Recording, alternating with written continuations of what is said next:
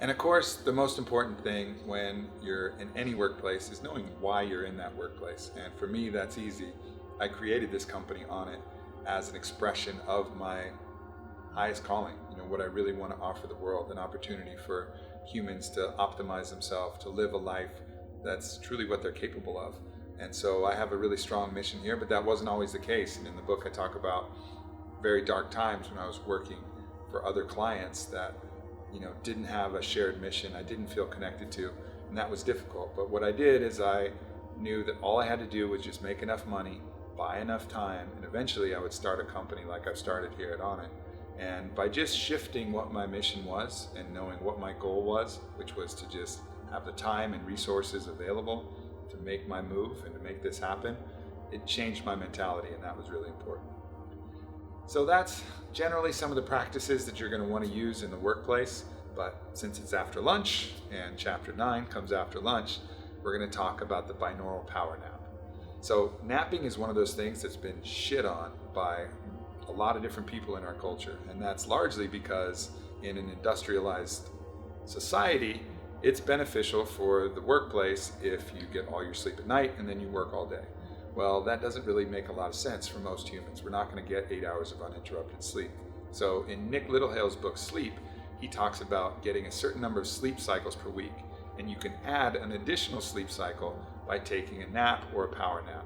And one of the ways I like to do that in the office is I put on these audio files called binaural beats. And it's basically music with slightly missynced audio cues. And that creates a phenomenon called beating, which is like a pulsing in your ear. And that pulsing helps to entrain your brain waves into whatever state that you're going for. So it can be a relaxing state, it can be a focused state, depending on the frequency shifts that the audio technician puts in there. And there's science going both ways on this, some good science on anxiety and stress relief in preoperative patients, and sometimes where the binaural beats didn't do anything. But for me, they're one of the most powerful technologies that I've ever used to drop my brain into a really relaxing state. And it's a state where I'm not quite asleep, but I also drop into that parasympathetic mode where I can feel my stomach gurgling, I can feel my legs start to twitch. People around me say that I'm snoring, but I'm pretty sure I'm still awake. So it's somewhere in that theta brainwave state where you're really relaxed, you're really parasympathetic. So instead of dumping dumping a bunch of coffee into my system after lunch, I can take this quick power nap and then I'll be ready for the rest of the day.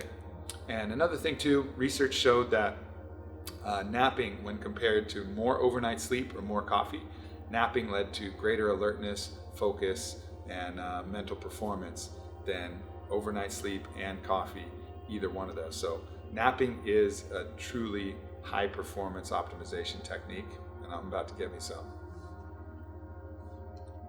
So, shut off all the lights.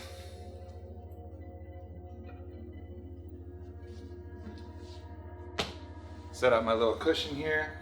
Put on my binaural beats. And nighty night, world.